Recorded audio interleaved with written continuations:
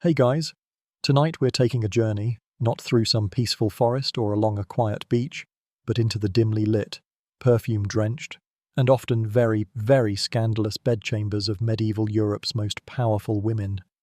You find yourself drifting back in time, the air growing heavy with the scent of beeswax candles and the distant clamour of a court preparing for sleep. You hear the rustle of silk, the whisper of secrets, and you get that funny feeling that you're not supposed to be here, like you've just stumbled into a part of history that polite society would rather forget. This isn't your grandma's history class. This is the stuff that gets left out of the textbooks. You're about to meet queens whose passions and pursuits were so shocking they still echo through the ages. You probably won't survive this mental journey with your innocence intact. So, before you get comfortable, take a moment to like the video and subscribe, but only if you genuinely enjoy what I do here. Let me know where you're listening from and what time it is for you. It's always amazing to see how far we've all drifted together on these sleepy waves of history. Now, dim the lights, maybe turn on a fan for that soft background hum, and let's ease into tonight's journey together. Our story, or rather, our journey into the shadows, begins with a queen so notorious she earned the nickname the She-Wolf of France. Her name was Isabella, and she was the daughter of the French king Philip IV, a man so handsome and formidable they called him the Fair. But you know how these things go. A beautiful facade often hides a lot of ugly. Isabella was promised to the English king, Edward II, as part of a peace treaty, a common enough practice in an age where royal women were essentially bargaining chips on a political chessboard. Then you find yourself standing in the great hall of the Palace of Westminster, a young Isabella, barely a teenager, walking toward you, her face a mask of polite expectation. She arrives in London in 1308, and you can almost feel the collective intake of breath from the English court. She's a stunner, they all agree. The marriage is meant to bring two great kingdoms together. Instead, it becomes a powder keg. The problem, as you quickly learn, isn't Isabella herself, at least not at first. The problem is Edward. Historians still argue whether Edward was homosexual or bisexual, but what's crystal clear is that his devotion to men, particularly his favourite, Piers Gaveston, completely overshadowed his interest in his new bride. Imagine being the most beautiful princess in Europe, arriving in a foreign land with the weight of two nations on your shoulders, and your new husband, the king, is utterly, completely infatuated with someone else. Edward gave Gaveston all the power and riches a man could want, even going so far as to call him his brother and appointing him Earl of Cornwall. You watch Isabella, a flicker of something in her eyes, not just hurt, but a cold, calculating fury. The court whispers behind their hands about the king and his favourite. A mainstream historical fact is that Edward's open favouritism toward Gaveston created immense friction with the English barons, leading to a political crisis that would define his reign. This wasn't just a personal slight, it was a public humiliation that undermined her power and her very role as queen. You watch as Isabella's initial frustration hardens into something more dangerous. She writes to her father in France, complaining of her treatment, but there's little he can do. You can see the shift in her personality, the sweet girl turning sharp and cynical. A quirky tidbit of the era is that during this time, royal women were often blamed for their husband's infidelity, as if they hadn't been charming enough to keep his attention. The pressure on Isabella must have been immense. The lack of an heir was a significant problem, but luckily, they eventually produced 4 children, including the future king, Edward III. However, the damage was already done. The queen had been scorned, and she wasn't about to forget it. The scene fades, and you are left with the image of Isabella, the young, wronged queen, plotting her revenge. As you watch Isabella's story unfold, a dark pattern begins to emerge. The political chaos caused by Gaveston's influence escalates until the barons have him executed in 1312. You see Edward II's rage and grief, a king undone by the loss of his favourite, but soon, another man steps into the void, Hugh Despenser the Younger. This new favourite is even more ambitious and power-hungry than Gaveston, and his family, the Despensers, become a dominant, corrosive force at court. You can feel the tension growing, the air thick with jealousy and betrayal. Isabella, now a mother of 4, is forced to endure another of her husband's intense male relationships. But this time, it's different. Hugh Despenser isn't just a beloved companion, he actively works to undermine the Queen, stealing her lands and even her jewels. Imagine having your husband's boyfriend not only disrespect you but also literally take your stuff. The insult is profound, and Isabella's silent fury builds to a dangerous crescendo. The Despensers' power becomes so absolute that they effectively rule the kingdom through the weak-willed Edward. A mainstream historical fact is that Hugh Despenser the Younger's greed and manipulation of the king led to widespread baronial discontent and a series of rebellions. The barons couldn't stand him, the people hated him, and Isabella, well, Isabella despised him more than anyone. This is the point where the wronged queen, the mother of a future king, begins to transform into the she-wolf. She's no longer just a victim of her husband's neglect, she's a political player in her own right, learning to navigate the treacherous currents of court politics. Her initial helplessness gives way to a calculated resolve. She knows she needs help, and she knows where to find it.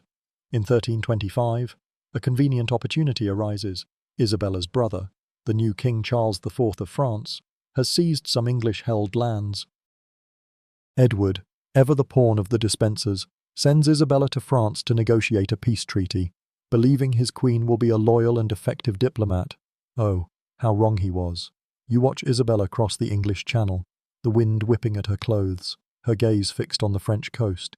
She wasn't just sailing to her homeland, she was sailing toward freedom and, more importantly, power. She knew the Despensers would never let her return to England with her position restored, so she decided she wouldn't return at all, not without an army. Anyway, this is where her alliances become truly unholy, at least from her husband's perspective. Upon arriving in Paris, she and her son, the future Edward III, are welcomed with open arms. You see her there, holding court, her beauty and charisma captivating the French nobility. But she isn't just charming people for fun. She's building a network of supporters, making her case against the Despensers and her husband. A quirky or fringe tidbit is that Isabella's journey to France and her subsequent refusal to return led to a popular rumour that she had become a runaway wife and was seeking a lover. And find a lover she did. She meets Roger Mortimer, a powerful English baron who had been exiled by Edward and the Despensers. You can almost feel the spark between them. Two wronged individuals united by their shared hatred of the king and his favourites. Their affair becomes the open secret of the Parisian court. This is the moment a woman scorned and a rebellious nobleman decide to throw the whole chessboard into the fire.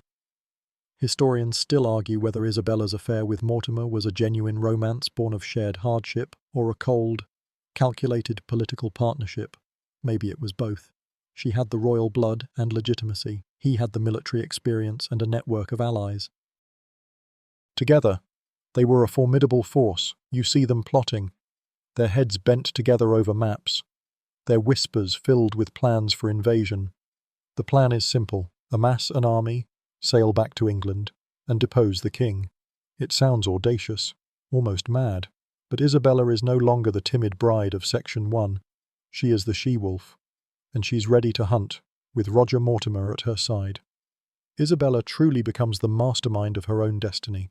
You're now with them in the French court, watching them gather support. They're a charismatic and dangerous pair. Isabella uses her royal connections, charming her brother into giving her some initial funds and a small fleet. Then, she and Mortimer begin recruiting mercenaries. The story of their alliance spreads across Europe, a scandal that also serves as a rallying cry for all those who hated Edward and the Despensers.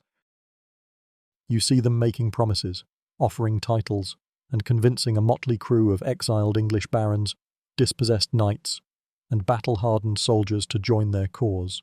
This isn't just about love, this is about power, and a wronged queen's righteous vengeance. One of the most profound betrayals you witness is Isabella turning against her own husband.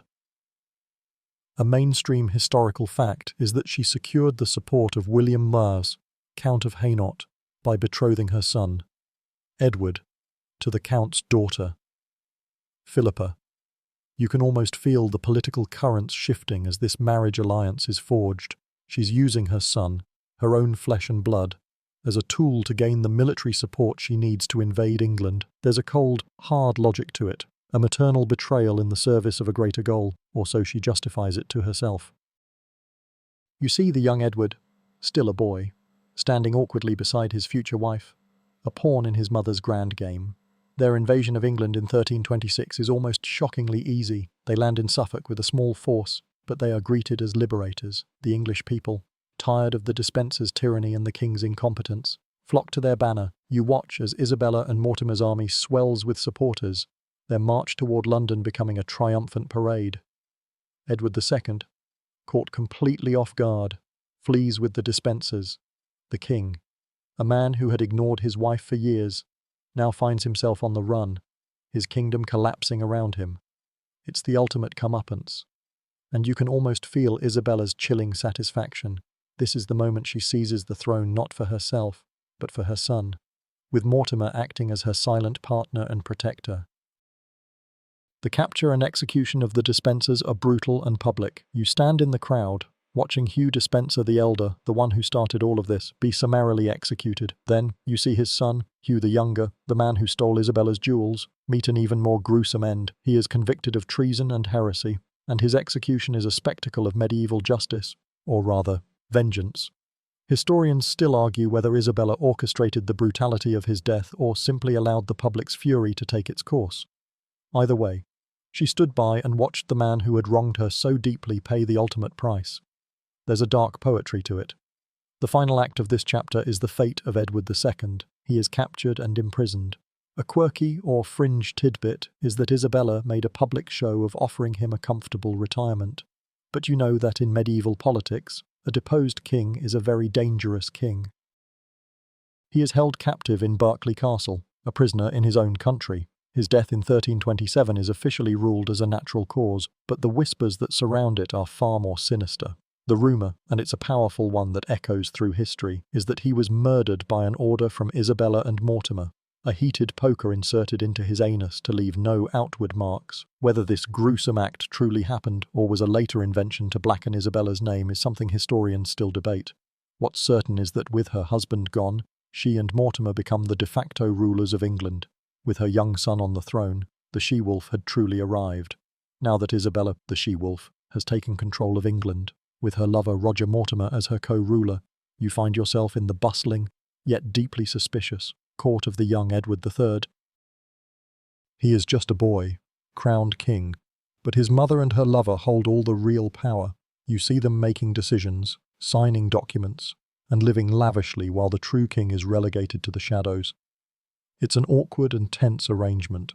The power dynamic is clear. Isabella has finally achieved what she fought for, a position of total control, but at the cost of her son's autonomy. She's a mother who gave her son a crown, but she refuses to let him wear it in any meaningful way. A mainstream historical fact is that Isabella and Mortimer ruled as regents for Edward III, but they quickly became immensely unpopular. Mortimer, in particular, was seen as an arrogant, power-hungry figure who had usurped the throne through his affair with the Queen. You can almost hear the public's whispers. The same kind of whispers that once surrounded Edward II and his favourites. The irony is thick. Isabella had overthrown her husband for his corrupt and power-hungry male favourites, only to replace them with her own power-hungry favourite. It's a classic case of becoming what you despise, and you can sense the court beginning to turn against them. Isabella and Mortimer's reign is marked by political instability and financial mismanagement. They make a controversial peace with Scotland, a move that is deeply unpopular with the English nobles who feel it's a surrender rather than a treaty. You see Mortimer's arrogance grow, his titles and lands accumulating, while the young king watches silently, his resentment simmering beneath the surface. It's only a matter of time before this arrangement explodes. A quirky tidbit is that Mortimer was so arrogant that he would often walk arm in arm with the young king, a clear and public symbol of who was truly in charge. This kind of display infuriated the English barons and, more importantly, a young man who was growing into his kingship. As Edward III matures, he becomes increasingly resentful of his mother's lover. You see him gathering a small, loyal group of allies. They're all young, ambitious, and tired of being ruled by a regency council. The stage is set for a dramatic confrontation. This is the moment where the son turns on the mother who betrayed his father and took his power.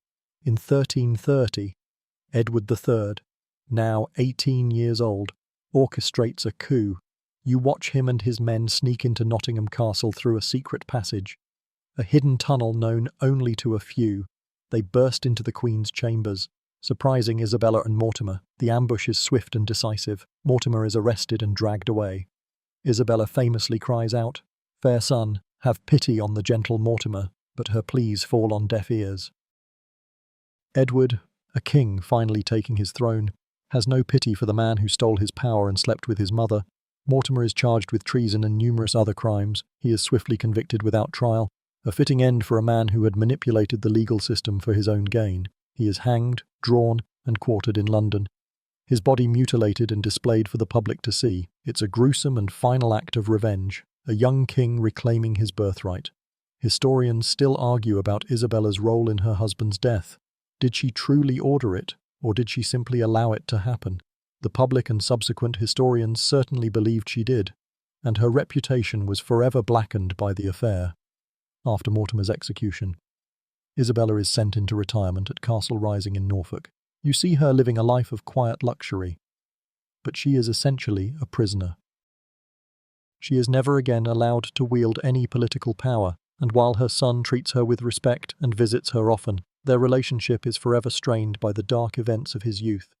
The she-wolf, the woman who took a kingdom by force, ends her days in gilded captivity, a cautionary tale of a queen who went too far for love and power. As the sun sets on Isabella's reign and the she-wolf is relegated to the shadows, our journey takes us to a different court and a different kind of perversion. We're now shifting continents and centuries. From the drizzly political intrigue of medieval England to the opulent, snow-dusted palaces of 18th century Russia, you find yourself walking through the grand, gilded halls of the Winter Palace in St. Petersburg, the air thick with the scent of beeswax, old wood, and the faint, unsettling aroma of scandal.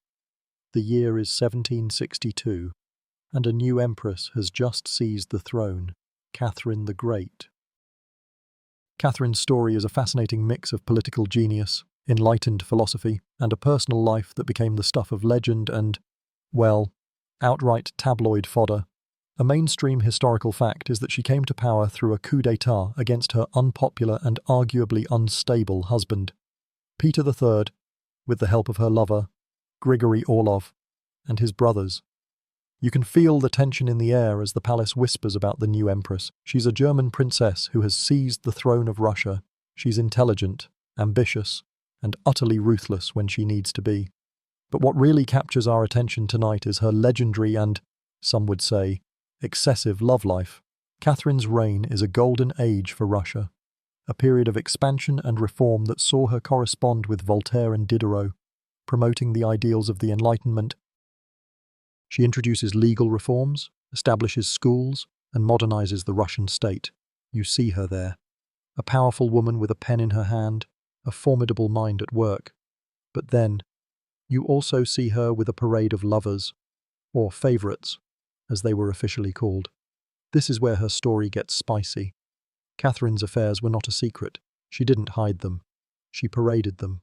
She had over a dozen lovers throughout her life, many of whom were young, handsome men who were given land, titles, and immense wealth. You watch as a new young man is brought to court, his eyes wide with ambition and a little fear, knowing he has been chosen to be the Empress's latest favourite. Historians still argue whether Catherine's numerous affairs were a product of her passionate nature, a political strategy to secure loyalty, or simply a woman enjoying the freedom that absolute power provided her. Perhaps it was a combination of all three. After all, her husband Peter III was reportedly a childish and cruel man, and she was miserable in her marriage. Once she had the throne, why shouldn't she take a little happiness for herself? A quirky or fringe tidbit from this era is the rumour that potential lovers had to first be tested by one of the Empress's trusted ladies-in-waiting to ensure they were up to the task before being presented to Catherine herself. The gossip mill churned with these tales, turning the Empress's private life into a public spectacle. You can sense the disapproval among some of the older, more conservative courtiers. But Catherine is the Empress, and no one dares to challenge her. She is a woman who has seized her own destiny. And in a deeply patriarchal world, she chooses to live her life on her own terms. Consequences be damned, her most famous lover, Prince Potemkin, was a complex figure who was both her favorite and her closest political advisor. The two of them were a power couple in the truest sense of the word, a team that shaped Russia for decades. The story of Catherine the Great is not just one of political genius, but of a woman who subverted the traditional roles of a female monarch, living a life of passion, power, and unapologetic self-indulgence. As you delve deeper into the court of Catherine the Great, you begin to realize that the rumors about her and her lovers aren't just idle gossip. They are a critical part of her reign's fabric. Her favorites were a system of governance, a way to distribute power and loyalty. You see a handsome young officer, recently elevated to her favor, now being showered with riches and influence. He's given a palace, a title, and a position of immense authority, not because of his military skill or political acumen, but because he has captured the Empress's attention. It's a patronage system built on passion. A mainstream historical fact is that this system of favorites was a common, if not always openly acknowledged, feature of many European courts. But Catherine's approach was particularly systematic and unapologetic. She used her lovers to create a loyal inner circle that was dependent on her, thus solidifying her power. The legend of Catherine's love life becomes more and more outlandish as time goes on, and you're walking right in the middle of it. The stories that were whispered in the back rooms of the Winter Palace are now the historical footnotes we pore over. The most famous and most wildly untrue of these stories concerns her alleged passion for horses. You can almost hear the exaggerated whispers as they make their way down the corridors. Have you heard of? The Empress has a special stable, a stable for her lovers. The rumor, a quirky or fringe tidbit, grew into the widely debunked but enduring myth that Catherine died while attempting a perverse act with a horse, a story that was likely invented by her political enemies, particularly the French, to mock and discredit the powerful Russian Empress. It's a testament to the power of a good, juicy lie. You see Catherine herself, a woman of sharp intellect and sardonic wit, probably aware of the rumors and finding a certain amusement in them. She was a master of public relations, and she understood that a little bit of scandal could be just as effective as a display of power. Her lovers were a part of her public image, a sign of her vitality and her control. She chose them, she promoted them, and when she tired of them, she pensioned them off with land and serfs, ensuring they remained loyal and quiet. You watch as one of her former favorites, now a wealthy landowner, bows deeply to her in a public ceremony. He is no longer in her bed, but he is forever a part of her court, a living testament to her generosity and her absolute authority. Historians still argue whether Catherine's sexual liberation was a sign of her embracing Enlightenment ideals of personal freedom or if it was simply a form of power politics. It's a classic chicken and egg question. Did she use her lovers to gain power? Or did her power allow her to indulge her desires? The answer is probably a mix of both. She was a woman who seized a throne and then dared to live a life that was completely and utterly on her own terms. She refused to be constrained by the expectations of her gender or the suffocating etiquette of royal life. She was a voracious reader, a prolific writer, and a woman who delighted in conversation, art, and the company of handsome young men. You watch as she walks through the palace, a powerful, confident figure, surrounded by her court. She is an empress who governs with an iron fist, but who also understands that life, even royal life, must be lived. Her story is a testament to the idea that a woman with power can shatter the mold and create her own rules, for better or for worse. Our journey continues, and we're still in the golden age of Russia, where the Empress is using her personal life to run a country. We watch as Catherine, now a legendary figure, consolidates her power, expanding the Russian Empire and corresponding with the great thinkers of her day. You see her there, a formidable intellectual, a woman of the Enlightenment, but also a monarch whose personal life is a constant source of fascination and gossip.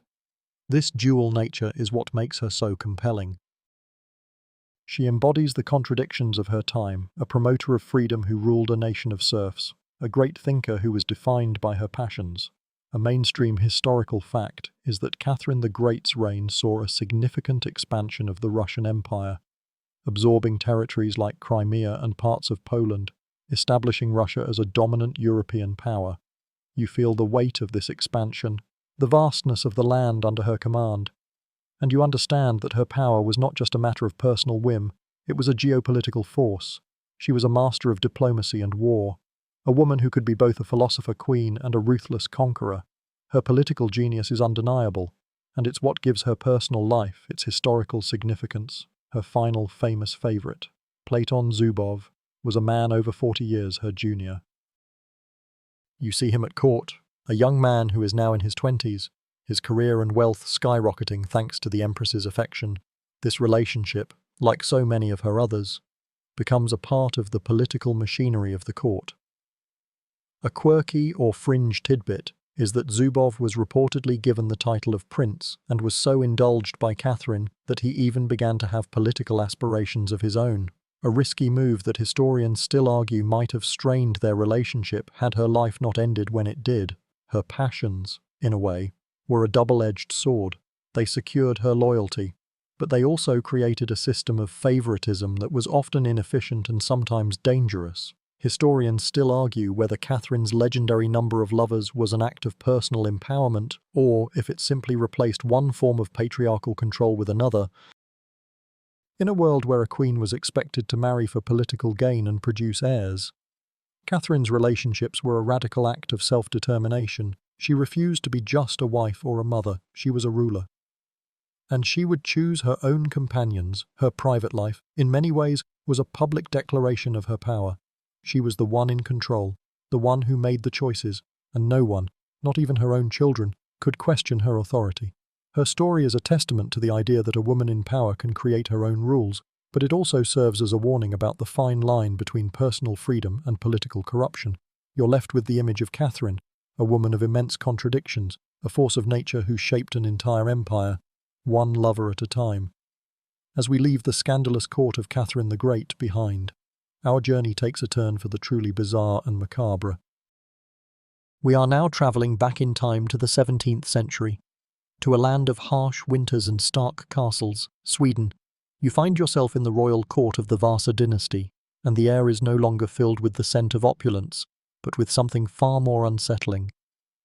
We are here to meet Maria Eleonora of Brandenburg, Queen of Sweden, a woman whose love was so intense, so all-consuming, that it spilled over the line from devotion into a kind of morbid, obsessive madness. A mainstream historical fact is that Maria Eleonora was the wife of King Gustavus Adolphus, one of Sweden's most celebrated monarchs and a brilliant military leader who led the country during the 30 Years' War. He was a great king, a warrior, and a man deeply devoted to his wife and daughter. You see them together, Gustavus Adolphus, a giant of a man, and Maria Eleonora, a woman of intense, passionate nature. Their marriage was, by all accounts, a love match, a rarity in an age of political unions. They were deeply in love, and for a time, they were a powerful and happy couple, ruling a kingdom on the rise. However, Maria Eleonora's love for her husband was not just a simple affection, it was a form of worship. She was so obsessed with him that she could not bear to be separated from him.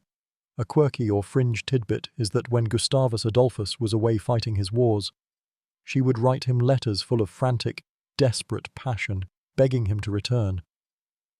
This love was so all-consuming that it bordered on paranoia. She was fiercely jealous and would reportedly go into fits of rage if anyone, even their own daughter, seemed to take up too much of her husband's attention. The tragedy of this obsessive love story, and what makes it truly perverted, begins with Gustavus Adolphus's death in battle in 1632. He was killed at the Battle of Lutzen, a hero's death that secured a major victory for the Protestant cause. You feel the shock and grief that ripples through the Swedish court. The king is dead, and the queen, a woman whose entire world revolved around him, is now completely unmoored. Her grief is not just sorrow, it is a profound descent into madness. She refuses to accept his death. Her behavior becomes more and more erratic, and the court whispers about the corpse bride of Sweden. Historians still argue whether Maria Eleonora was genuinely mentally ill, or if her extreme grief was simply a dramatic manifestation of her personality in a time when mental health was not understood. What's clear is that she could not let go of her husband. She refused to bury him for months, insisting that she wanted to keep him close.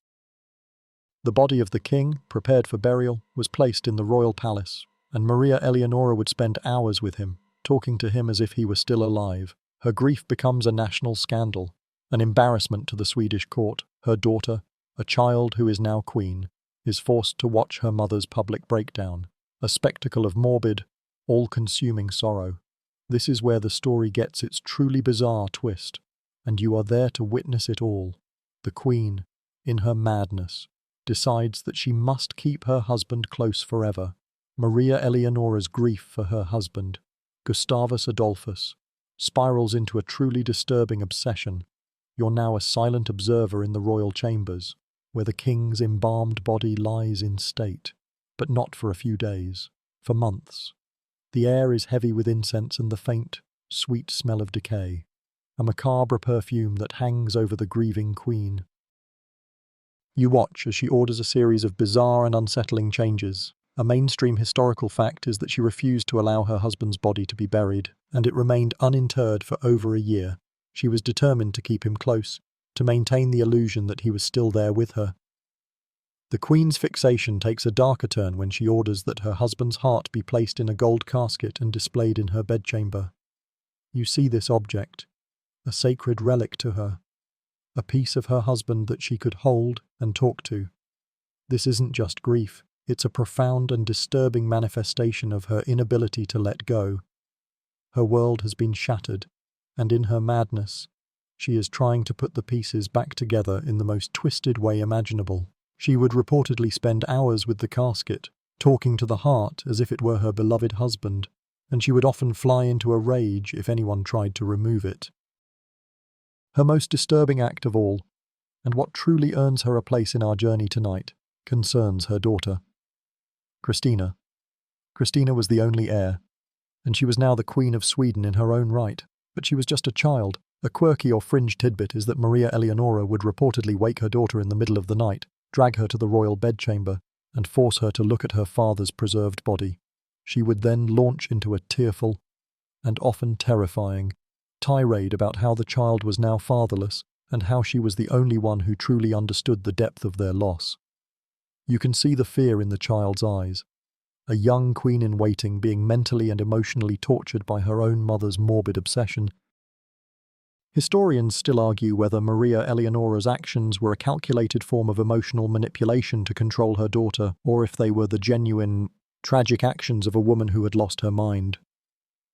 Either way, the effect on young Christina was profound. She would grow up to be an eccentric and unconventional queen, a woman who had seen the dark side of love and who would have her own battles with personal and public demons. Maria Eleonora's love, so fierce and so all-consuming in life, became a source of trauma and perversion in death. Her obsession with her husband's body finally ends when the Swedish government, tired of the embarrassment and the instability, takes the matter into their own hands. They finally bury Gustavus Adolphus, and Maria Eleonora is effectively exiled from court, her influence over her daughter and the kingdom at an end. You are left with the chilling image of a woman who loved her husband so much that she tried to hold on to his corpse. A love story that ended not with a happily ever after, but with a descent into madness and a macabre legacy that still haunts the royal halls of Sweden. As we leave the morbid, obsessive love of Maria Eleonora and the cold, unforgiving landscape of 17th century Sweden, we're making a significant jump. Our journey now takes us to the sunny, but equally troubled, kingdoms of Castile and Leon in the late 15th and early 16th centuries. You find yourself standing in a Spanish court, where the air is warm and heavy with the scent of orange blossoms. But there's a definite unease in the atmosphere. We are here to meet a queen whose love for her husband became so intense and so profoundly tragic that it earned her the enduring nickname Joanna the Mad. Joanna of Castile was born into a golden age of Spanish history. A mainstream historical fact is that she was the daughter of the powerful Catholic monarchs, Queen Isabella I of Castile and King Ferdinand II of Aragon, the very rulers who funded Christopher Columbus's voyage. She was a brilliant and well-educated princess, destined for a political marriage that would strengthen her family's hold on Europe. In 1496, she was married to Philip the Handsome, a prince from the House of Habsburg and the future Duke of Burgundy. You see them together, a handsome and charismatic prince, and a fiery, intelligent princess. It was a marriage of political convenience, but it blossomed into a passionate and all-consuming love affair. Philip the Handsome was, by all accounts, a charming and dashing man, but he was also a notorious philanderer. His affairs were frequent and open, and you can see the toll they take on Joanna. She loves him fiercely, but his infidelities drive her to a desperate, jealous rage. She is consumed by her passion.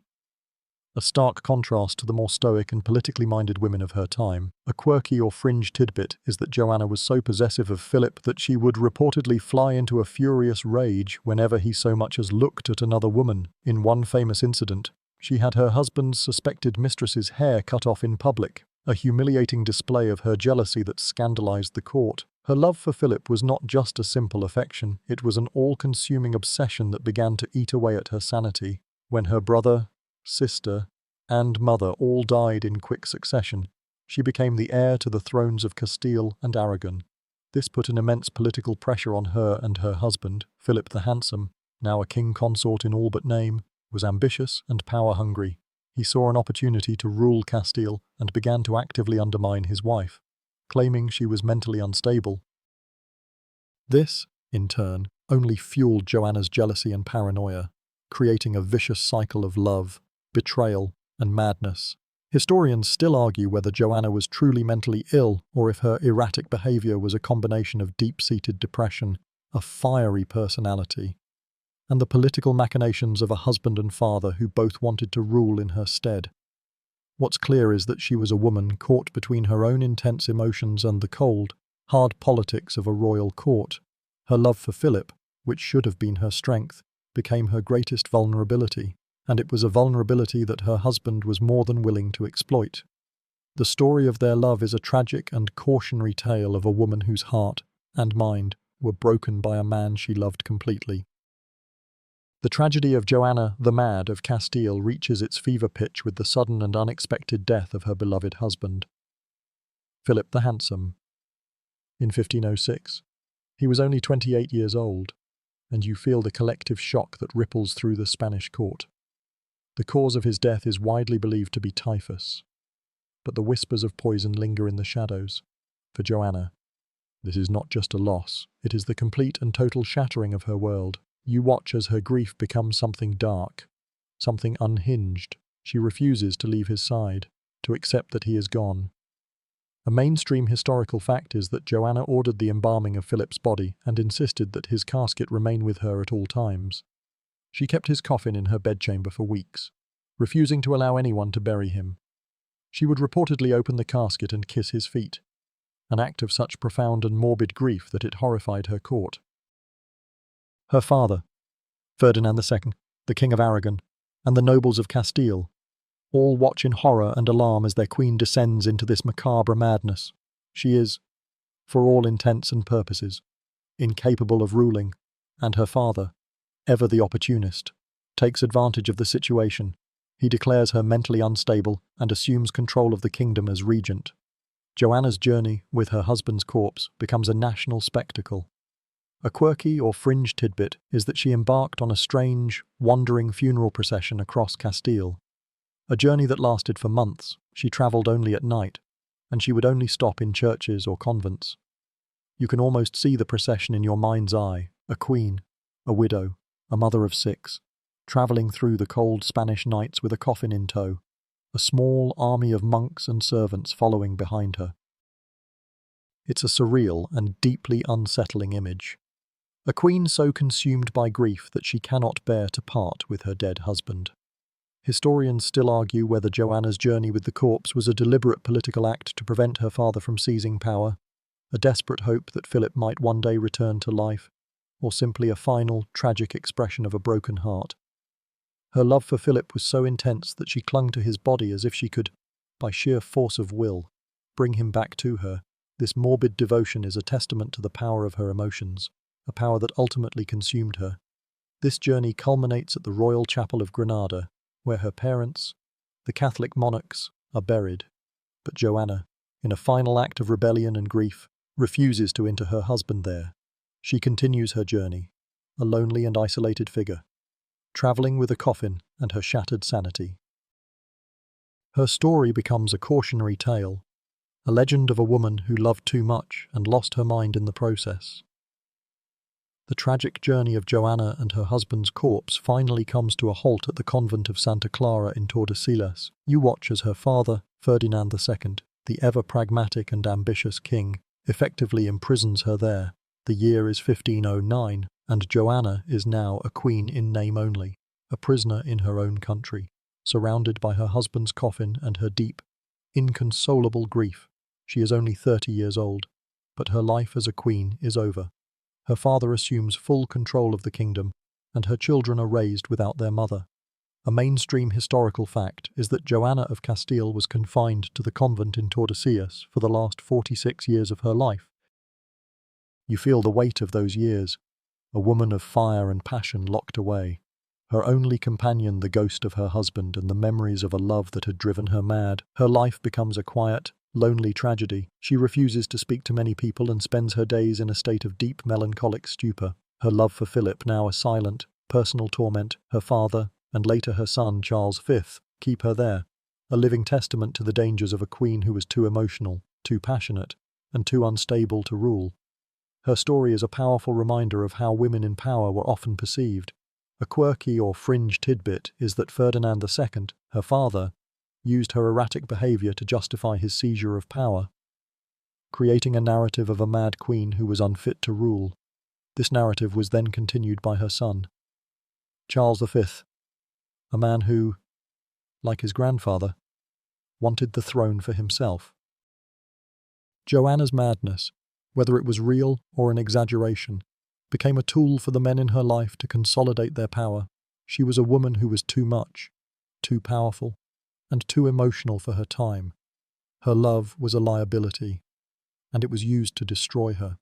Historians still argue whether Joanna's confinement was a necessity for the stability of the kingdom or a cruel and calculated act of political opportunism. It is a question that goes to the heart of her story. Was she a victim of her own mind, or was she a victim of the men who surrounded her? You're left with the image of an old, forgotten queen, locked away in a convent, her life an endless loop of grief and silence, a poignant and tragic end to a love story that began with such passion and ended with such profound sadness. She died in 1555. A forgotten footnote in her own country's history, a queen whose love drove her mad, and whose madness cost her a kingdom. Leaving the Spanish convent and the sad silence of Joanna the Mad, our journey takes a sharp turn, travelling back in time and across the Roman Empire to a place of power, intrigue, and unspeakable scandal. We're in the 1st century AD, in the heart of Rome, a city of marble palaces and bustling forums, a city that loves spectacle and gossip in equal measure. You find yourself walking through the opulent halls of the imperial palace, the air heavy with the scent of lilies and the whispers of a court that is both dazzling and deeply depraved. We're here to meet Valeria Messalina, Empress of Rome, a woman whose name has become synonymous with perversion and insatiable desire. A mainstream historical fact is that Messalina was the 3rd wife of the Roman Emperor Claudius, a man who, by all accounts, was a stuttering, bumbling, and slightly ridiculous figure. He was an emperor who was controlled by his wives and freedmen, and he seemed to have no idea of what was happening right under his nose. Messalina, in contrast, was a woman of immense ambition, beauty, and a sexual appetite that became the stuff of legend. You see her there, a young, beautiful empress, surrounded by a court that is both terrified of her and drawn to her. Messalina's reputation, as recorded by ancient historians like Tacitus and Suetonius, is one of a woman who was not only unfaithful to her husband, but who delighted in public scandal and debauchery. She was said to have had affairs with actors, senators, and gladiators, using her power as empress to indulge her every whim. She was not content to simply have private affairs. She wanted to flaunt her freedom, to push the boundaries of what a Roman empress was supposed to be. A quirky or fringe tidbit is the story that Messalina would reportedly disguise herself as a prostitute and visit brothels at night. She was said to be so consumed by her desire that she would engage in contests with the city's most notorious prostitutes, challenging them to see who could take the most men in a single night. Historians still argue whether the accounts of Messalina's depravity were entirely true, or if they were exaggerated by her political enemies and by ancient historians who were notoriously biased against powerful women. It's a classic case of historical slander versus historical fact. However, what is clear is that Messalina was a woman who was not afraid to use her power to get what she wanted, and what she wanted was a life of passion and pleasure. She was a woman who was not content to be a silent, demure empress. She wanted to be a force of nature, a woman who controlled her own destiny and her own body. Her story is a cautionary tale of a woman who flew too close to the sun, a powerful woman who challenged the patriarchal norms of her time and paid the ultimate price. You see her there, the Empress of Rome, a woman who had everything but who still wanted more, a woman whose insatiable desires would eventually lead to her tragic downfall.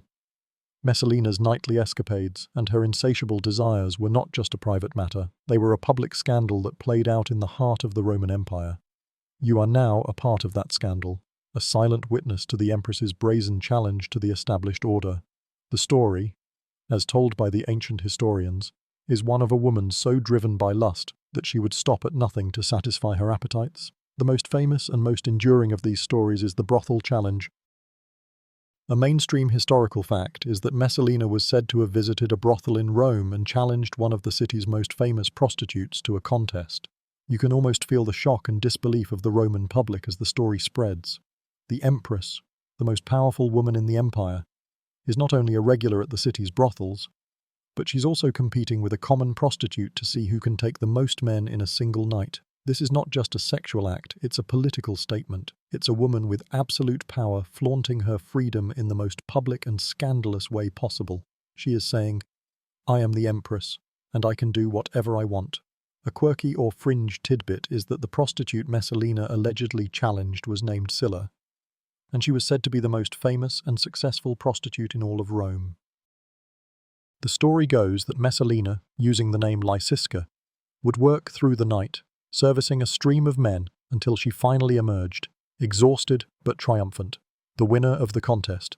The fact that this story has survived for over 2 millennia is a testament to its power and its ability to capture the public's imagination. It's a story that perfectly encapsulates the Roman obsession with power, sex, and spectacle. Historians still argue whether the brothel challenge actually happened or if it was a salacious rumor designed to discredit Messalina and her powerful family. Ancient historians, writing for a male-dominated audience, were often eager to portray powerful women as sexually depraved and immoral. They were often more interested in creating a moral lesson than in writing an accurate historical account. However, what is undeniable is that Messalina's actions, whether real or imagined, made her a legendary figure, a woman whose name has become a synonym for licentiousness and debauchery. She was a woman who was too powerful, too sexual, and too brazen for the men who surrounded her, and she would pay the ultimate price for her freedom. You are left with the image of an empress who was not content to be just a wife or a mother. She was a woman who wanted to live a life of passion and pleasure, a woman who wanted to be in control of her own destiny. Her story is a cautionary tale of a woman who challenged the norms of her time and who, in the end, was destroyed by the very power she so desperately craved. Messalina's downfall was as swift and dramatic as her rise. Her audacious behavior and her power over the emperor made her many enemies, but it was her final, and most reckless, act that sealed her fate. You are now a witness to the final, fatal mistake of the Roman empress. She had grown tired of her husband, the bumbling Emperor Claudius, and she had fallen in love with a handsome young nobleman named Gaius Silius. This wasn't just a simple affair, this was a political maneuver. In an act of breathtaking arrogance and ambition, she and Silius staged a formal marriage ceremony while Claudius was away in Ostia. This was an open act of treason, a declaration that she was no longer Claudius's wife but Silius's, and that she intended to make him emperor. A mainstream historical fact is that this marriage to Silius was a complete political miscalculation. It was a step too far for the Roman court, even for a court that was used to the empress's scandals. The freedmen who controlled Claudius, men like Narcissus and Pallas, saw this as an opportunity to get rid of Messalina and consolidate their own power. They rushed to Claudius and, in a moment of clarity for the otherwise befuddled emperor, told him the truth about his wife's treachery. Claudius, in a rare fit of anger, ordered the execution of Silius and his accomplices. A quirky or fringe tidbit is the story that Narcissus, the freedman who brought the news to Claudius, feared that the emperor would change his mind, and so he ordered the execution of Messalina himself, presenting the emperor with the deed as a fait accompli. You see Messalina, a woman of fire and passion, now a hunted and terrified figure. She is in the gardens of Lucullus, her favourite place, a place she had once held court, now a place of her final terror. She is begging for her life, but no one will listen. The men who once vied for her attention now turn their backs on her. Her own mother, a woman who had once stood by her, now tells her to die with dignity. Historians still argue whether Messalina was a victim of her own ambition or a victim of a patriarchal system that was terrified of a powerful, sexual woman. She was, in many ways, a woman before her time, a woman who wanted to be a ruler and a lover, a woman who refused to be constrained by the expectations of her gender. Her story is a cautionary tale of a woman who challenged the norms of her time and who, in the end, was destroyed by the very power she so desperately craved. She was executed in 48 AD, her name forever synonymous with perversion and insatiable desire, a legacy that continues to haunt the ruins of Rome, leaving the sun-baked stones of ancient Rome and the tragic end of Messalina. Our journey now takes a darker, more primitive turn. We're travelling back in time to the 6th century, to a land of thick forests and warring tribes, the Merovingian Frankish kingdoms. This is a brutal world, where power is seized with a sword and life is cheap. You find yourself in a muddy, draughty hall, the air thick with the smell of wood smoke, wet leather, and something far more sinister.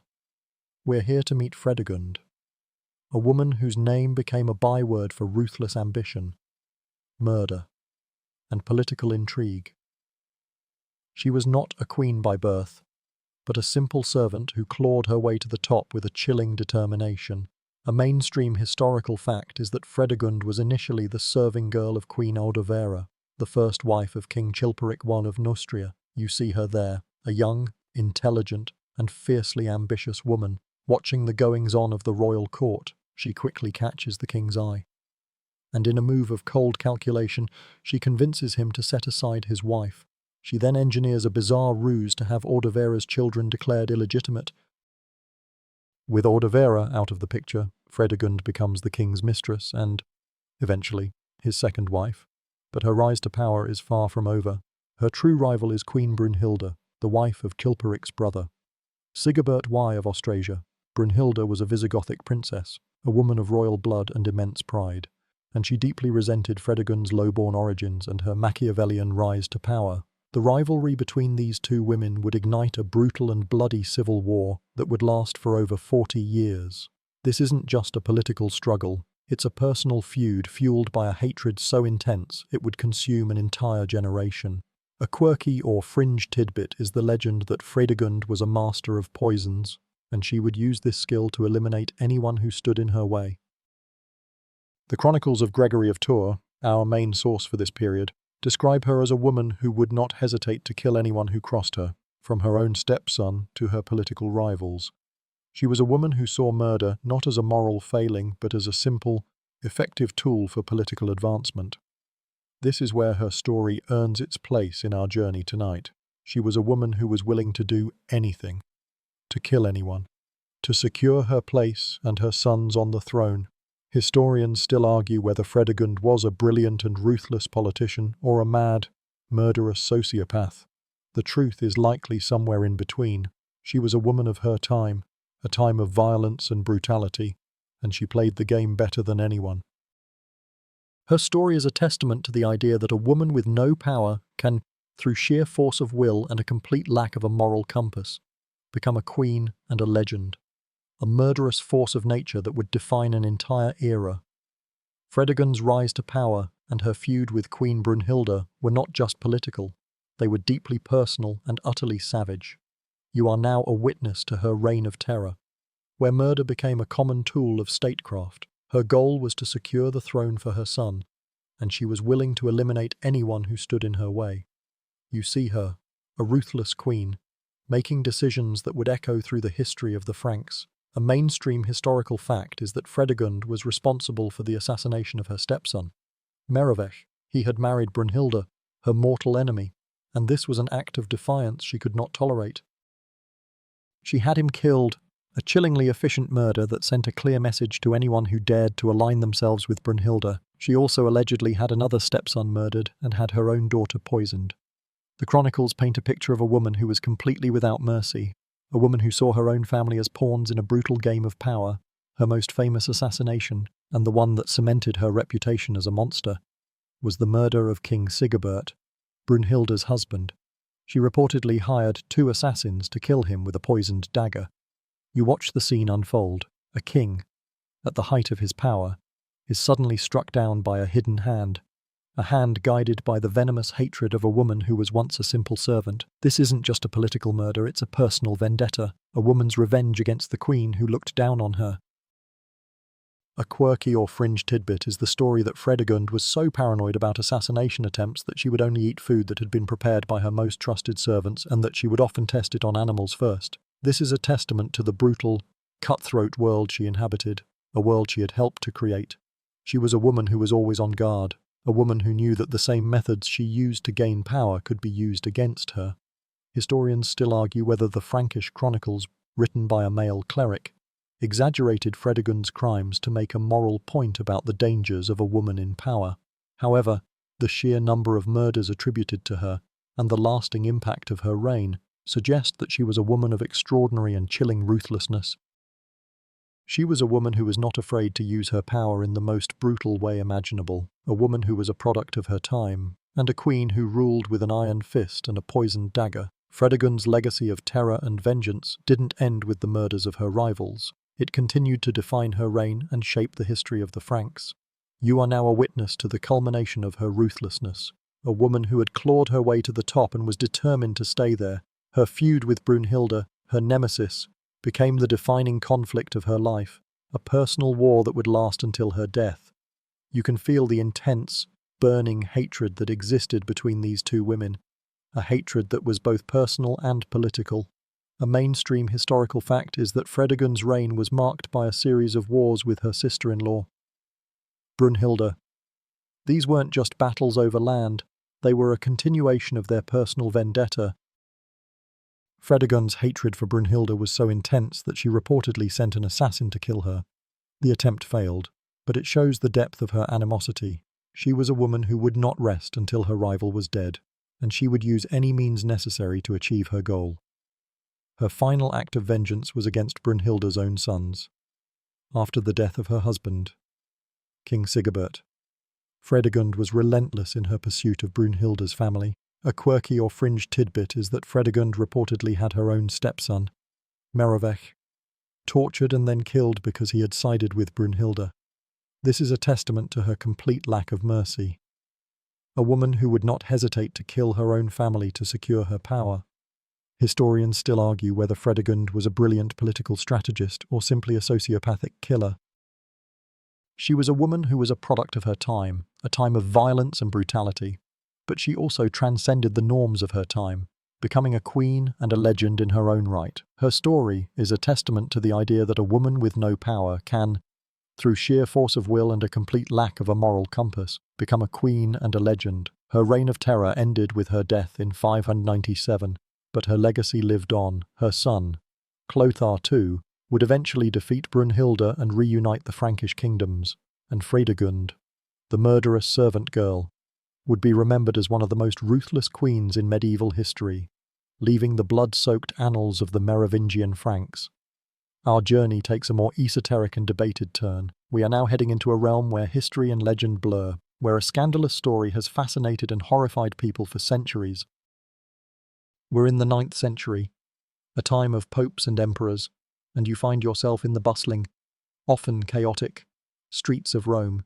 The air is filled with the chanting of monks, the ringing of church bells, and the whispers of a story so audacious it sounds like fiction, the legend of Pope Joan. A mainstream historical fact is that the story of Pope Joan is widely considered to be a myth or a piece of medieval folklore. There are no contemporary accounts of a female pope, and the story only really starts to appear in the 13th century, centuries after she supposedly lived. You can almost feel the weight of this historical debate, the tension between a fascinating legend and the cold, hard facts of the historical record. But for our journey tonight, we're going to dive into the legend because it's in the perverted nature of the story that its enduring power lies. The legend of Pope Joan is one of a brilliant woman who, in order to pursue a life of scholarship and power, disguised herself as a man.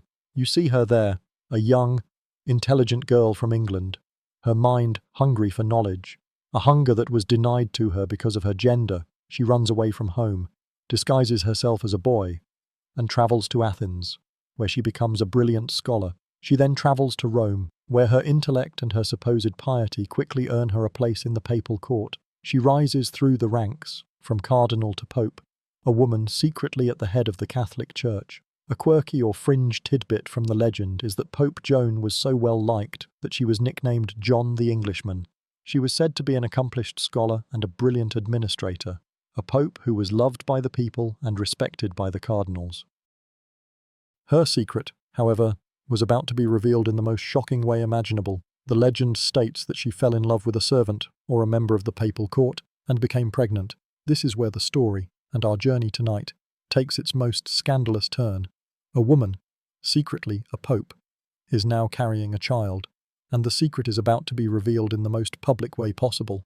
Historians still argue whether the legend of Pope Joan was a story created by misogynists to warn against the dangers of women in power, or if it was a piece of Protestant propaganda designed to discredit the Catholic Church, or if it was simply a piece of folklore that grew out of a love for a good story. Whatever the origin, the story of Pope Joan is a powerful one, a story of a woman who defied the norms of her time, who seized power and knowledge, but who was ultimately undone by the very nature of her deception. The legend of Pope Joan reaches its climax in a moment of public and profoundly embarrassing revelation. We're in the heart of Rome. During a papal procession, a grand spectacle of faith and power, the air is thick with the cheers of the crowd, the smell of incense, and the ringing of church bells. The Pope, a man known for his wisdom and his kindness, is being carried on a litter through the streets. You can almost feel the collective adoration of the crowd, a testament to the power of the Catholic Church. A mainstream historical fact is that the legend states that Pope Joan, in the middle of this procession, suddenly goes into labor. The crowds are confused, then shocked, and finally horrified as the Pope, a man they had all revered, gives birth to a child in the middle of a public street.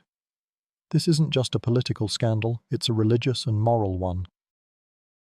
It is the ultimate perversion. A woman who had deceived the entire church, now exposed in the most public and humiliating way possible. Her secret is out, and with it, her life is over.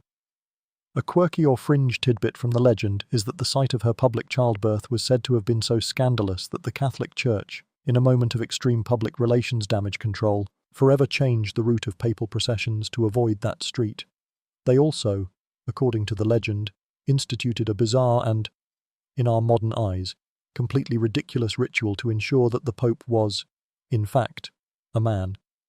This ritual involved the use of a special chair, the sedia stercoraria, a marble chair with a hole in the seat, where a junior cleric would have to feel for the new Pope's testicles to ensure he was not, in fact, a woman. Historians still argue about the origin and the purpose of this legend. Was it a misogynistic tale to warn against the dangers of women in power? Was it a piece of Protestant propaganda to discredit the Catholic Church? Or was it simply a piece of folklore that grew out of a love for a good story? Whatever the origin, the story of Pope Joan is a powerful one, a story of a woman who defied the norms of her time, who seized power and knowledge, but who was ultimately undone by the very nature of her deception. The legend states that she was either killed on the spot by the angry mob or that she died shortly after giving birth. Her son, too, was said to have died shortly after. A tragic end to a story that began with such ambition and ended with such public humiliation, leaving the legendary, but probably apocryphal, tale of Pope Joan. Our journey now brings us back to a world of cold, hard historical facts, and a figure who is far from a myth. We're in the 16th century, a time of religious upheaval and political intrigue, in the court of King Henry VIII of England. You find yourself in the bustling, often claustrophobic, halls of Hampton Court Palace, the air thick with the scent of roasted meat, expensive perfumes, and the ever-present tension of a court dominated by a tyrannical king. We are here to meet Anne Boleyn, a woman whose ambition, intelligence, and undeniable charm would earn her a crown, but whose perceived perversions would ultimately lead her to the executioner's block. A mainstream historical fact is that Anne Boleyn's rise to power was as a lady-in-waiting to Henry VIII's first wife, Catherine of Aragon. She was a woman of intelligence and wit, a stark contrast to the more demure and pious women of the English court. She had spent time in the more liberal and sophisticated courts of France, and she brought with her a certain je ne sais quoi that captivated the king. You watch as Henry, a man who had grown tired of his aging and pious wife, becomes completely infatuated with Anne. His desire for her is so intense that it would change the course of English history, a love affair that would lead to a religious reformation and a break with the Catholic Church. Anne, however, was not content to be just a mistress. She refused to sleep with the king until he was free to marry her. A shrewd and dangerous move that infuriated Henry but also made him want her even more. This is where her story takes its first perverted turn. A quirky or fringe tidbit from this era is that Anne Boleyn's perceived control over the king's desires was seen as a form of witchcraft. The king's infatuation was so complete and so unlike his usual behaviour that many people in the court, and in the country, began to believe that she had bewitched him. Her dark eyes, her long, dark hair, and her sharp wit were all seen as signs of her unnatural power. Historians still argue whether Anne Boleyn was a victim of a male-dominated system that couldn't handle a powerful woman, or if she was a ruthless, ambitious woman who played the game of power and lost. The truth, as always, is probably somewhere in the middle. She was a woman who used her wit, her charm, and her intellect to gain power. But in the end, that same power was used against her. She was a woman who was a product of her time, a time of religious and political upheaval, and a queen who would be remembered for her ambition, her intelligence, and her tragic end. Anne Boleyn's triumph was short-lived. She had won the king, but she had failed to produce a male heir, the very thing Henry VIII had broken with the Catholic Church to get. You are now a witness to her slow, tragic fall from grace. Her daughter, Elizabeth, was a disappointment to the king, and her subsequent pregnancies ended in miscarriages or stillbirths. You can feel the tension in the court, the king's frustration growing with each failed pregnancy. The air, once filled with the excitement of a new queen, is now heavy with a sense of dread. A mainstream historical fact is that Anne Boleyn's failure to produce a male heir was the primary reason for her downfall. She was a woman who had staked her entire position on giving the king a son, and when she couldn't, her enemies saw their opportunity. The Seymour family, in particular, saw a chance to replace Anne with their own sister, Jane Seymour, a woman who was the polar opposite of Anne, quiet, demure, and pious. The charges against Anne Boleyn are what truly earn her a place in our journey tonight. She was not just accused of failing to produce a son, she was accused of treason, adultery, and incest. A quirky or fringe tidbit is that the charges of incest included her own brother, George Boleyn. She was accused of sleeping with her brother, a crime so heinous that it was almost unheard of. She was also accused of sleeping with 4 other men, including the court musician, Mark Smeaton. These charges were absurd, but they served their purpose. They blackened her name. They gave the king a reason to get rid of her, and they made her a symbol of a new kind of perversion. Historians still argue whether Anne Boleyn was a victim of a patriarchal system that couldn't handle a powerful woman, or if she was a ruthless, ambitious woman who played the game of power and lost. What is clear is that her fall from grace was a political maneuver, a calculated assassination of a queen's character to pave the way for a new one. She was a woman who was too powerful, too intelligent, and too ambitious for her time, and she paid the ultimate price for her perceived perversions. She was executed in 1536, her body disposed of quickly and without ceremony, a tragic end to a woman who had changed the course of English history, leaving the echo of Anne Boleyn's final, tragic moments on the scaffold.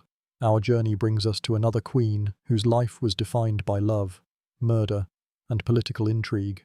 We are now in the tumultuous 16th century, in the damp, wind-swept castles of Scotland.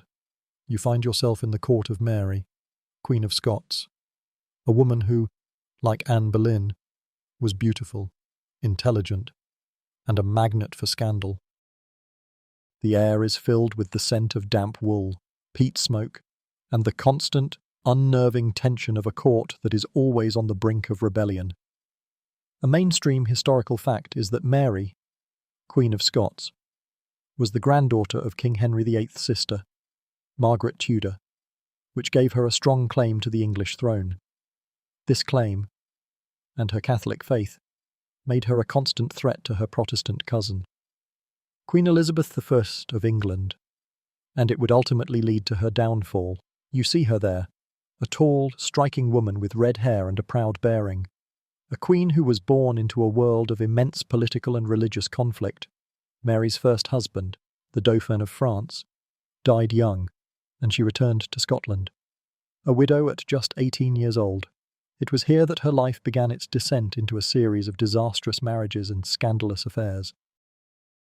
Her second husband, Lord Darnley, was a man of immense vanity, ambition, and a complete lack of talent.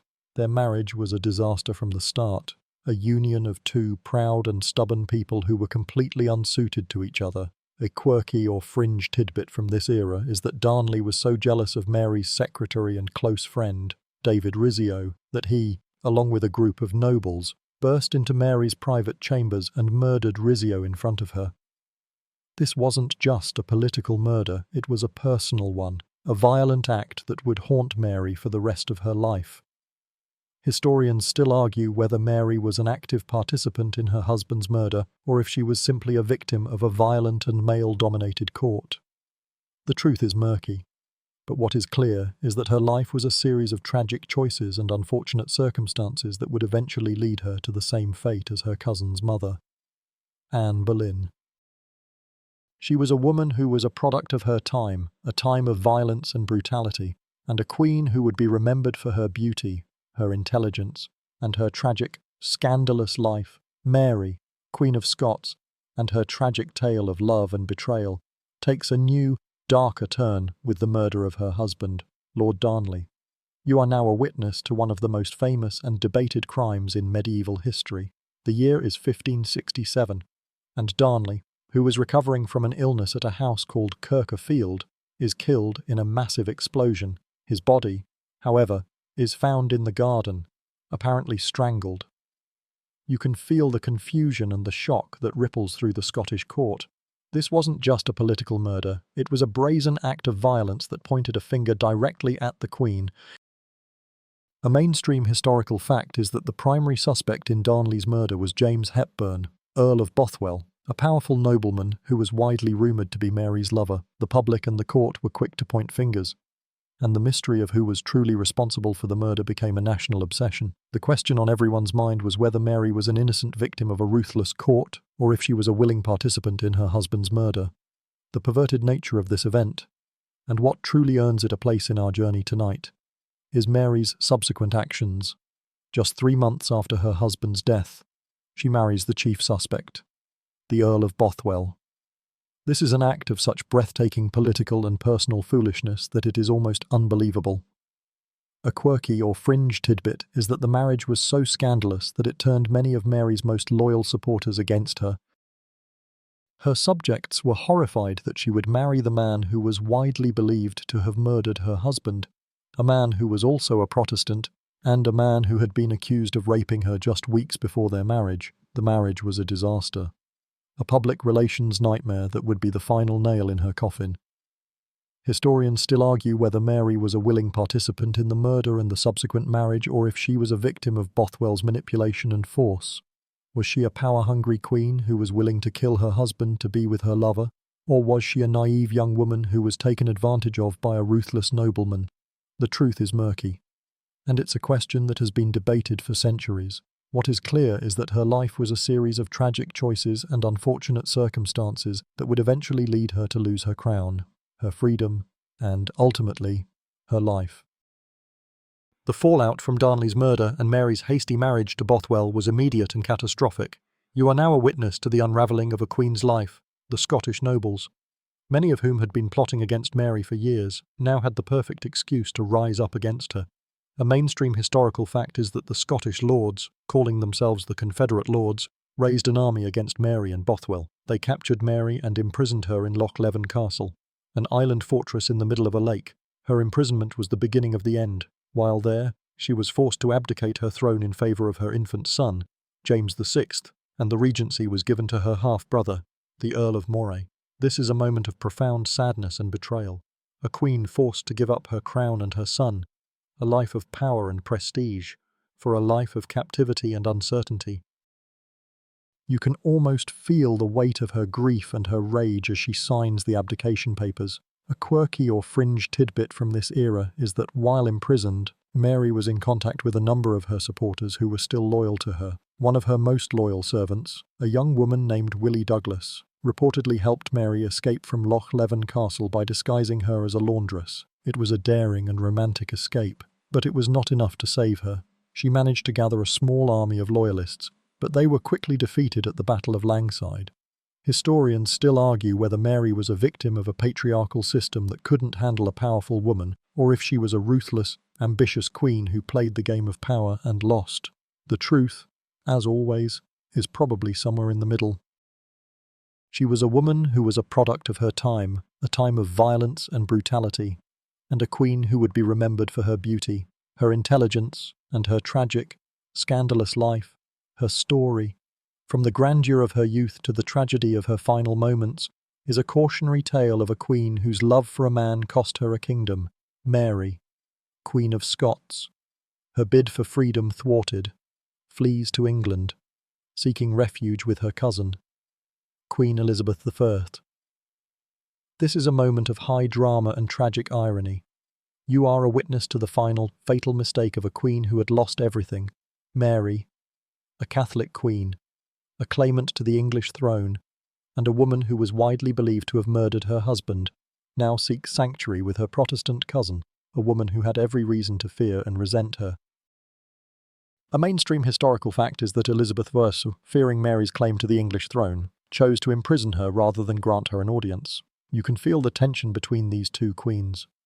A silent rivalry that would last for almost 2 decades. Mary was a queen without a kingdom, a prisoner in a foreign land, but she was still a queen, and she was still a threat to Elizabeth's rule. For 19 years, Mary was held in various castles in England, a pawn in a larger political game. She was the centre of numerous plots and conspiracies to overthrow Elizabeth and place her on the English throne, plots that were supported by Catholic Europe. A quirky or fringe tidbit from this era is that Mary, even while imprisoned, continued to plot against Elizabeth. She had a secret correspondence with her supporters, a coded communication that was eventually discovered by Elizabeth's spymaster, Sir Francis Walsingham. This is the moment where Mary's story takes its final, tragic turn. The letters, which became known as the Babington Plot, implicated Mary in a conspiracy to assassinate Elizabeth. This wasn't just a political misstep, it was an act of treason that would lead to her death. Historians still argue whether the letters were a genuine product of Mary's treasonous mind or if they were a clever forgery by Walsingham to frame her. What is clear is that the letters were enough to convince Elizabeth and her court that Mary was a constant threat who needed to be neutralized. She was tried for treason, found guilty, and sentenced to death. Her execution in 1587, on a cold winter day, was a moment of profound sadness and political necessity. She walked to the scaffold with immense dignity, a queen to the very end, a woman who had lost everything for a love that was a political disaster and a murder that was a national scandal. As the head of Mary, Queen of Scots, rolls from the block, a different kind of queen rises from the ashes of history. Our journey now takes us back in time, to the Byzantine Empire in the 6th century. This is a world of grandeur, but also of raw, untamed power and political violence. You find yourself in the bustling, often chaotic, city of Constantinople, the heart of an empire that is a glorious mix of Roman tradition and Eastern opulence. The air is filled with the chanting of priests, the sounds of 1,000 merchants, and the ever-present tension of an empire that is always on the brink of collapse. We're here to meet Theodora, a woman who, like Fredegund, was not born to power, but who clawed her way to the top with a cunning and intelligence that would change the course of an empire. A mainstream historical fact is that Theodora was not of noble birth. She was, according to the ancient historian Procopius, an actress and a courtesan, a woman who worked in the hippodrome, a place of entertainment, gambling, and a certain kind of disreputable perversion. She was a woman who was a product of a world of exotic dances, chariot races, and a rough-and-tumble existence that was a world away from the gilded halls of the imperial court. You see her there. A young woman of stunning beauty and a sharp wit. A woman who had a certain kind of power over the men who watched her. A quirky or fringe tidbit is that Procopius, in his Secret History, goes into great and salacious detail about Theodora's early life. He describes her as a woman who was not only a performer but also a mistress to a number of men, a woman who was not afraid to use her body and her mind to get what she wanted.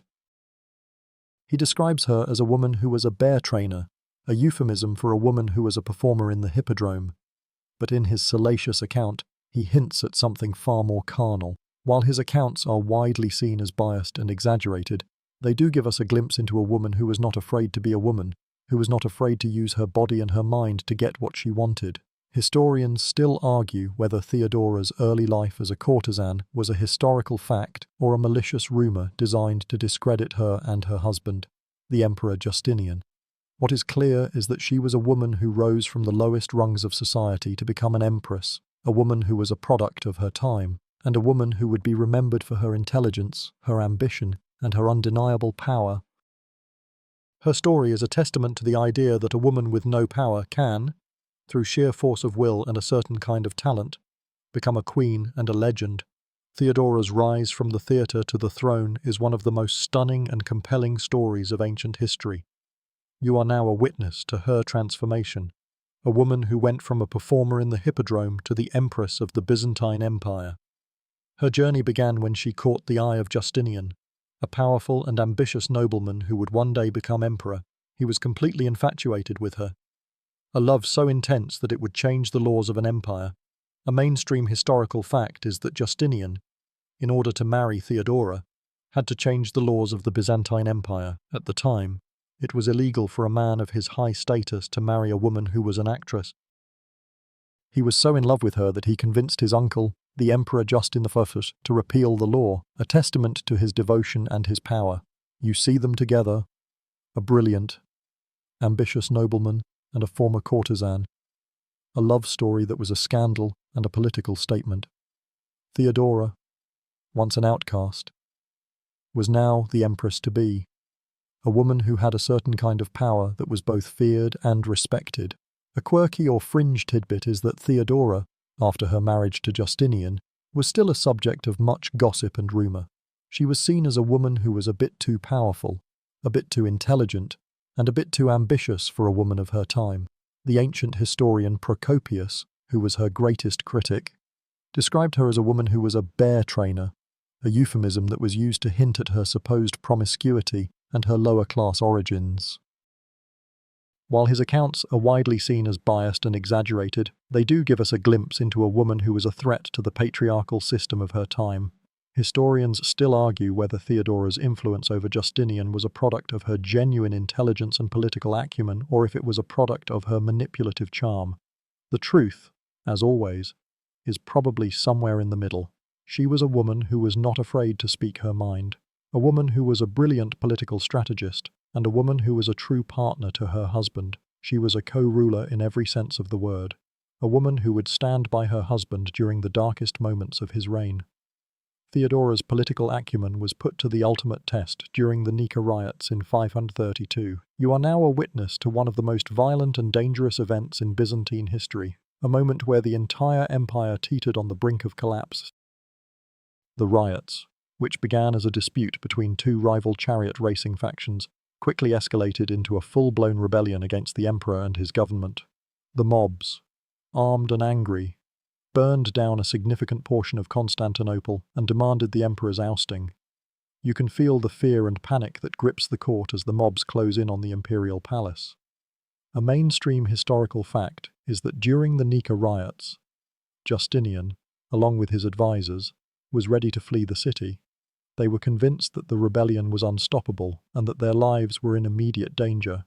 But Theodora, a woman who had once faced down a more personal kind of danger in the Hippodrome, refused to be cowed. She delivered a powerful and now famous speech, a speech that would change the course of history. She reportedly said, "Royalty is a fine burial shroud," a statement that meant she would rather die an empress than live as a fugitive. Her courage and her conviction were a game changer.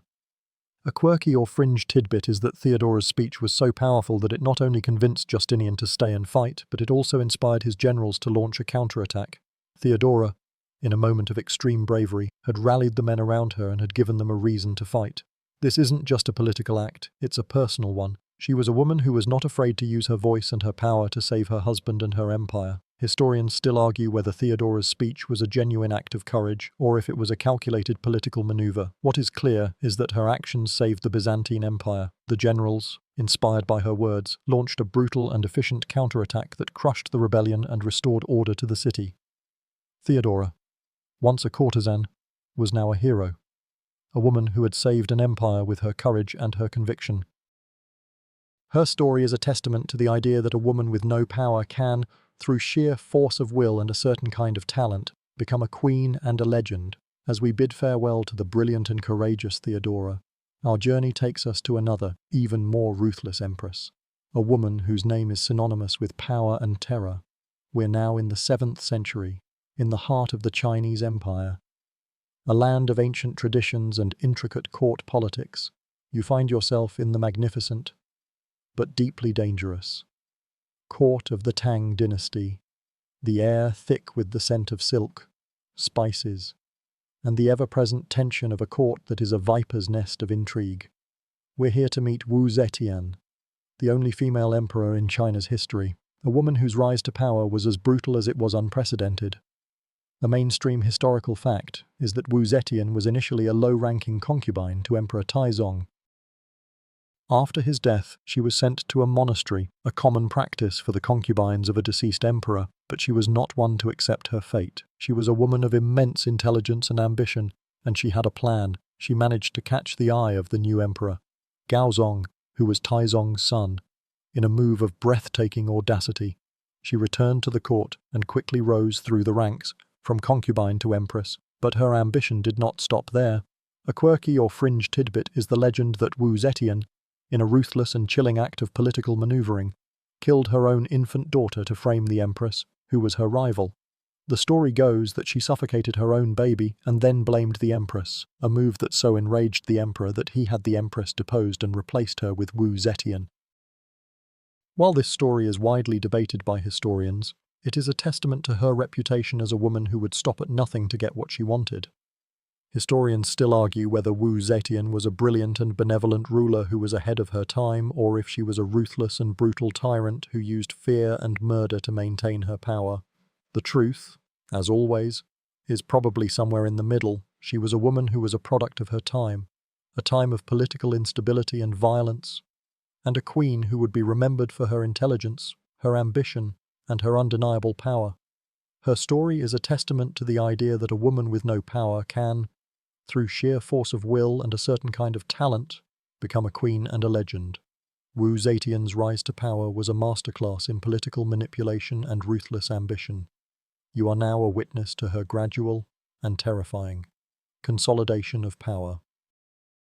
After becoming empress, she was not content to simply be the emperor's wife. She began to actively participate in the governance of the empire, a role that was unheard of for a woman in China at the time. She was intelligent, cunning, and completely without mercy for her rivals. She had the emperor, a man of weak will and poor health, completely under her thumb, and she used her power to eliminate anyone who stood in her way. A mainstream historical fact is that Wu Zetian, after the emperor suffered a debilitating stroke, took control of the government. Ruling as a co-regent with her husband, she was, in all but name, the ruler of China, and she used her power to create a secret police force that was loyal only to her. This force, known as the Iron Claws, was used to root out her enemies and to spread fear and terror throughout the court. You can feel the tension in the air. The fear that grips the court as people are suddenly disappeared, their homes raided, and their families destroyed. This isn't just politics, it's a reign of terror. A quirky or fringe tidbit is that Wu Zetian, in her ruthless pursuit of power, reportedly had her own mother's brother, her uncle, exiled and then murdered. This is a testament to her complete lack of mercy. A woman who would not hesitate to kill her own family to secure her power. She was a woman who was a product of her time, a time of political instability and violence. But she also transcended the norms of her time, becoming a queen and a legend in her own right. Historians still argue whether Wu Zetian was a brilliant and benevolent ruler who was ahead of her time, or if she was a ruthless and brutal tyrant who used fear and murder to maintain her power. What is clear is that her reign was a time of immense change and cultural flowering. She was a patron of the arts and literature, a woman who reformed the civil service, and a ruler who expanded the Chinese Empire.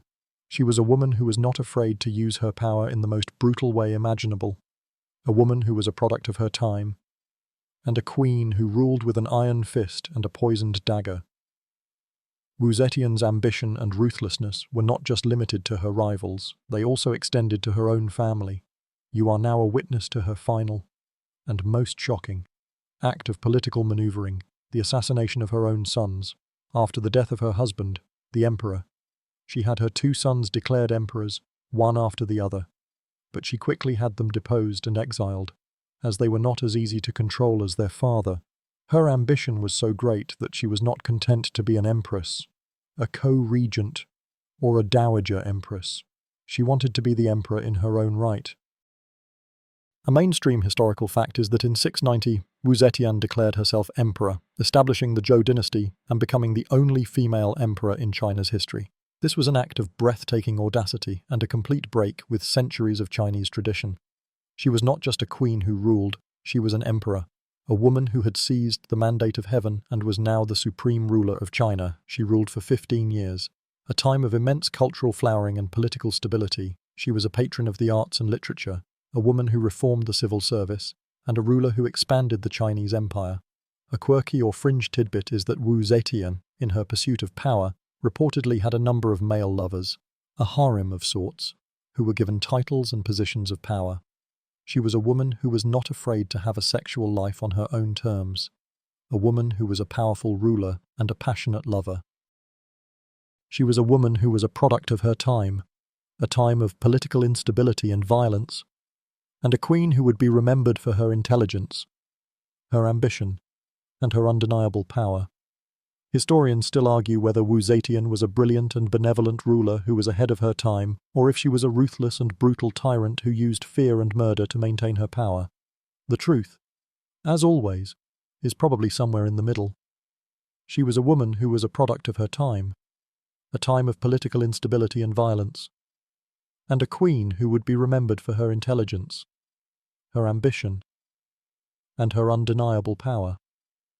Her story is a testament to the idea that a woman with no power can, through sheer force of will and a certain kind of talent, become a queen and a legend. Wu Zetian's political ambitions were not just a matter of power, they were a matter of passion as well.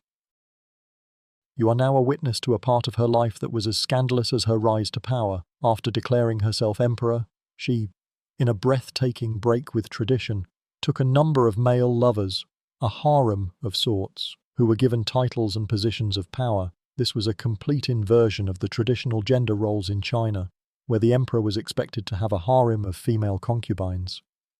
Wu Zetian, a woman who had broken every rule in the book, was not about to be constrained by the rules of love and desire.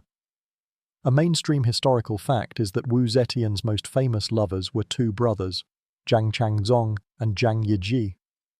Men who were known for their good looks and their intelligence. They were given immense power and wealth, and they became a dominant force at court.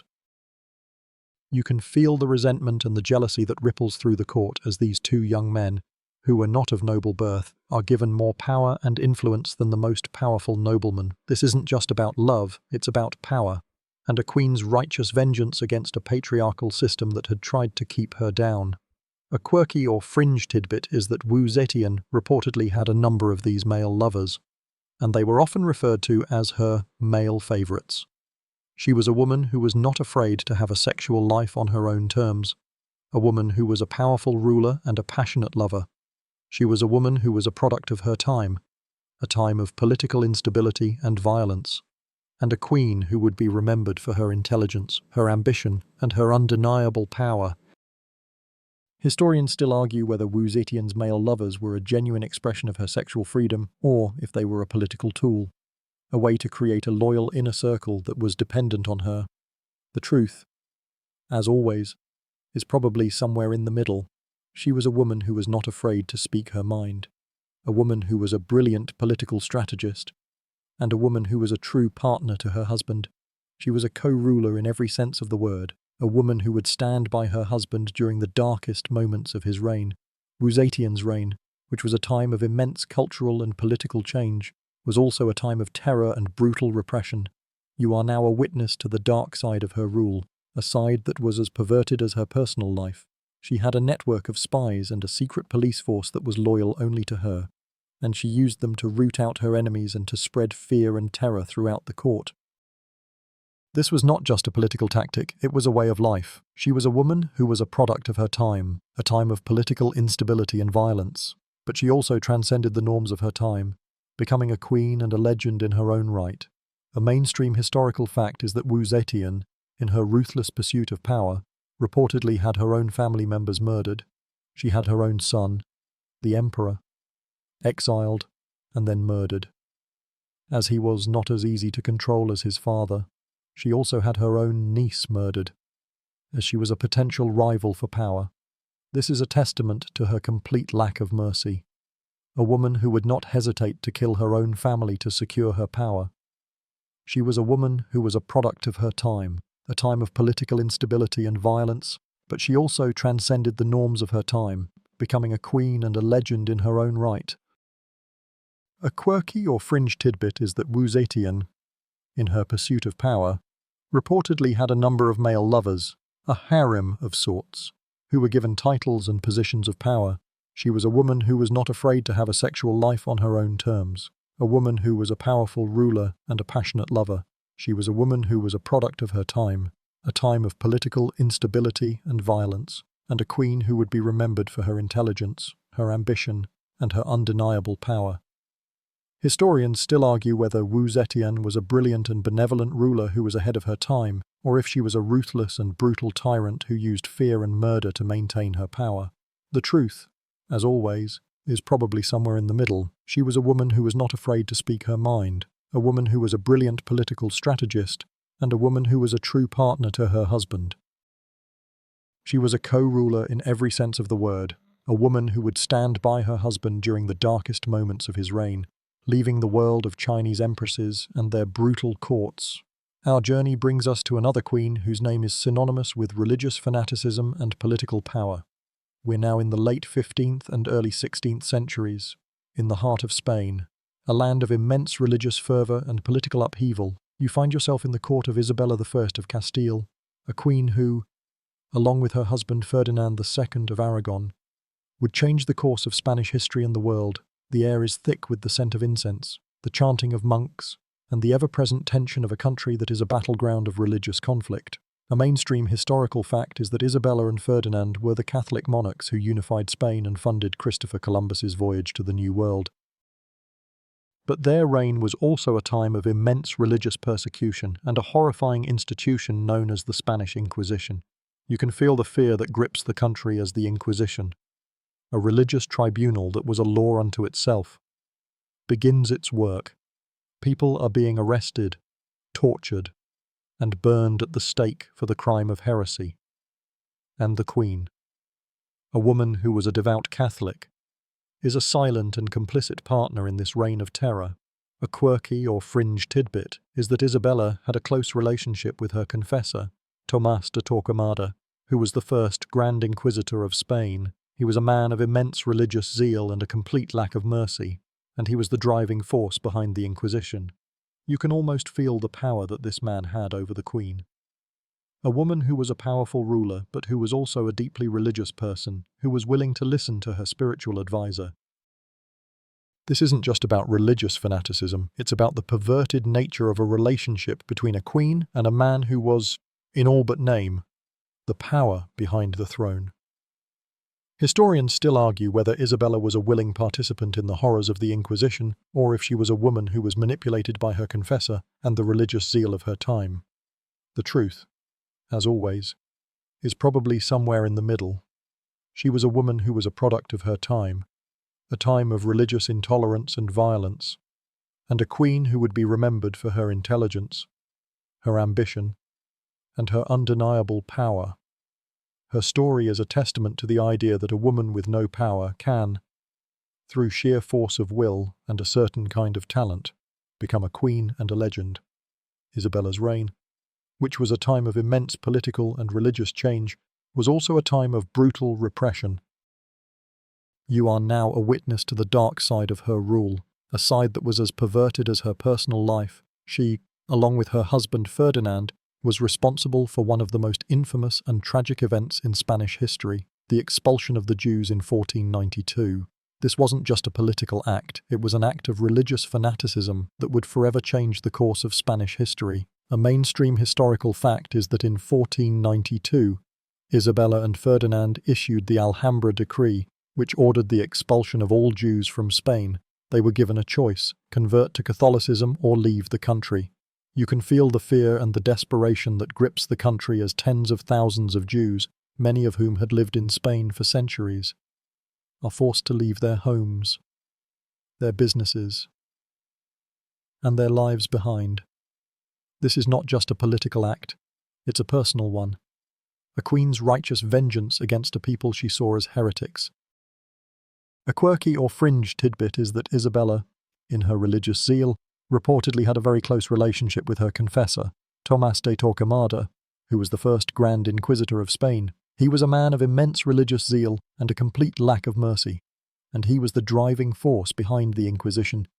You can almost feel the power that this man had over the Queen, a woman who was a powerful ruler, but who was also a deeply religious person who was willing to listen to her spiritual advisor. This isn't just about religious fanaticism, it's about the perverted nature of a relationship between a queen and a man who was, in all but name, the power behind the throne. Historians still argue whether Isabella was a willing participant in the horrors of the Inquisition, or if she was a woman who was manipulated by her confessor and the religious zeal of her time. The truth, as always, is probably somewhere in the middle.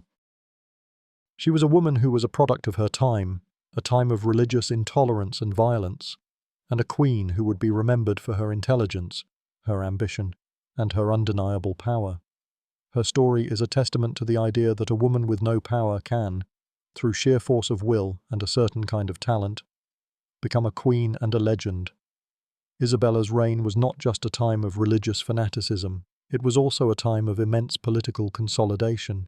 You are now a witness to the final and most triumphant act of her reign, the conquest of Granada in 1492. This wasn't just a military victory, it was the end of a centuries-long conflict between the Christian kingdoms and the last remaining Muslim stronghold in Spain. The air is filled with the sounds of triumph, the ringing of church bells, and the cheers of a crowd that is celebrating the end of a war and the beginning of a new era. A mainstream historical fact is that the conquest of Granada was the final act of the Reconquista, a centuries-long war to retake Spain from the Moors. It was a moment of immense national pride and a testament to Isabella and Ferdinand's political and military acumen, but it was also a moment of immense tragedy. The Muslims of Granada, who had been promised religious tolerance, were quickly forced to convert to Catholicism or leave the country, a choice that would lead to a new kind of religious persecution.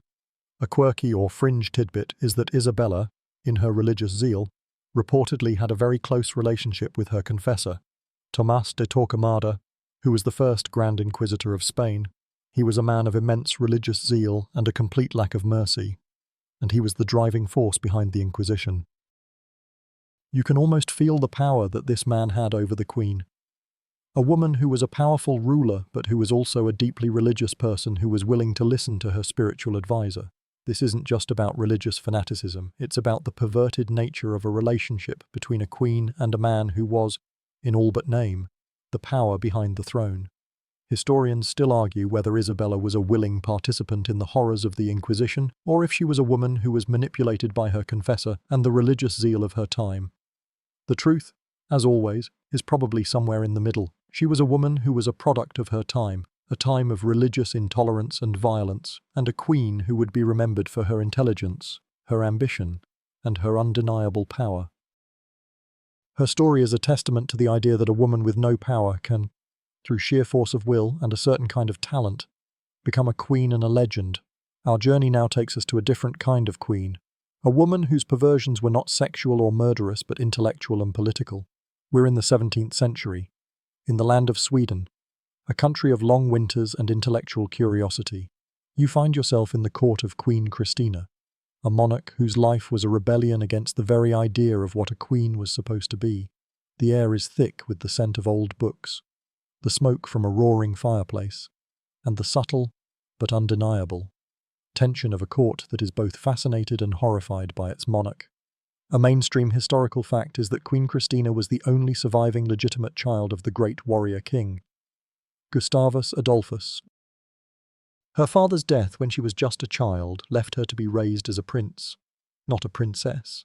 She was educated in the classics, in philosophy, and in the art of war, a male education that would shape her life in a profound way. You see her there, a young queen dressed in men's clothes, her hair cut short, a woman who looked more like a king than a queen. She was a woman who was a product of her time, a time of intellectual curiosity and religious upheaval, but she also transcended the norms of her time, becoming a queen and a legend in her own right. A quirky or fringe tidbit is that Queen Christina, in her pursuit of intellectual freedom, reportedly had a number of male lovers, a harem of sorts, who were given titles and positions of power. She was a woman who was not afraid to have a sexual life on her own terms. A woman who was a powerful ruler and a passionate lover. She was a woman who was a product of her time, a time of political instability and violence, and a queen who would be remembered for her intelligence, her ambition, and her undeniable power. Historians still argue whether Queen Christina was a brilliant and benevolent ruler who was ahead of her time, or if she was a ruthless and brutal tyrant who used fear and murder to maintain her power. The truth, as always, is probably somewhere in the middle. She was a woman who was not afraid to speak her mind, a woman who was a brilliant political strategist, and a woman who was a true partner to her husband. She was a co-ruler in every sense of the word, a woman who would stand by her husband during the darkest moments of his reign. Queen Christina's life was a masterclass in intellectual and personal rebellion. You are now a witness to her audacious defiance of gender norms and political expectations. She was a woman who was a product of her time, a time of intellectual curiosity and religious upheaval, but she also transcended the norms of her time, becoming a queen and a legend in her own right. She was not content to simply be a queen. She wanted to be an intellectual, a philosopher, and a woman who was in control of her own destiny. A mainstream historical fact is that Queen Christina, in a move of breathtaking political and personal perversion, abdicated her throne in 1654. This was an act of political and personal defiance, a woman who was not content to be a queen, but who wanted to be a free woman. She was not just a queen who ruled, she was a woman who had seized the mandate of heaven and was now the supreme ruler of Sweden. She ruled for 15 years, a time of immense cultural flowering and political stability. She was a patron of the arts and literature, a woman who reformed the civil service, and a ruler who expanded the Chinese Empire. A quirky or fringe tidbit is that Queen Christina, in her pursuit of intellectual freedom, reportedly had a number of male lovers, a harem of sorts, who were given titles and positions of power. She was a woman who was not afraid to have a sexual life on her own terms, a woman who was a powerful ruler and a passionate lover. She was a woman who was a product of her time, a time of political instability and violence, and a queen who would be remembered for her intelligence, her ambition, and her undeniable power. Historians still argue whether Queen Christina was a brilliant and benevolent ruler who was ahead of her time, or if she was a ruthless and brutal tyrant who used fear and murder to maintain her power. The truth, as always, is probably somewhere in the middle. She was a woman who was not afraid to speak her mind, a woman who was a brilliant political strategist, and a woman who was a true partner to her husband. She was a co-ruler in every sense of the word, a woman who would stand by her husband during the darkest moments of his reign. Queen Christina's journey of personal and political rebellion reaches its climax with her conversion to Catholicism. This was an act of such breathtaking perversion that it is almost unbelievable. In the 17th century, in a Protestant country like Sweden, a queen's conversion to Catholicism was not just a personal choice, it was an act of treason. She was a woman who was not afraid to challenge the very foundations of her country, a woman who would rather lose her crown than her freedom. A mainstream historical fact is that Queen Christina abdicated her throne in 1654 and, in a dramatic and symbolic gesture, rode her horse to a monastery in Italy where she formally converted to Catholicism. She was a woman who was a product of her time, a time of intellectual curiosity and religious upheaval, but she also transcended the norms of her time, becoming a queen and a legend in her own right. She was not content to simply be a queen, she wanted to be an intellectual, a philosopher, and a woman who was in control of her own destiny. A quirky or fringe tidbit is that Queen Christina, in her pursuit of intellectual freedom, reportedly had a number of male lovers, a harem of sorts, who were given titles and positions of power. She was a woman who was not afraid to have a sexual life on her own terms, a woman who was a powerful ruler and a passionate lover. She was a woman who was a product of her time, a time of political instability and violence, and a queen who would be remembered for her intelligence, her ambition, and her undeniable power. Historians still argue whether Queen Christina was a brilliant and benevolent ruler who was ahead of her time, or if she was a ruthless and brutal tyrant who used fear and murder to maintain her power. The truth, as always, is probably somewhere in the middle. She was a woman who was not afraid to speak her mind, a woman who was a brilliant political strategist, and a woman who was a true partner to her husband. She was a co-ruler in every sense of the word, a woman who would stand by her husband during the darkest moments of his reign. We have now reached the end of our journey. The stories of these queens, from the she-wolf of France to the Catholic convert of Sweden, are a testament to the fact that women, even in the most patriarchal of times, found ways to seize power, to live their lives on their own terms, and to leave a legacy that would echo through the centuries. Their stories are a reminder that history is not just a collection of dates and names. It is a tapestry of human passion, ambition, and perversion. The images begin to soften. The faces and places we've visited start to blur, their vivid details fading into a quiet, gentle hum. You can feel the cold stone of the Spanish convent giving way to the soft warmth of your bed, the clamour of the Roman Forum quieting to a soft, rhythmic sound. Let the echoes of these perverted queens drift away now, their scandals and their triumphs settling into the peaceful pages of history. It's time to let your mind quiet, to let the stories go. The journey is over, and all that's left is the gentle hum of the fan and the slow, steady beat of your own heart. Good night. End of script. Sweet dreams.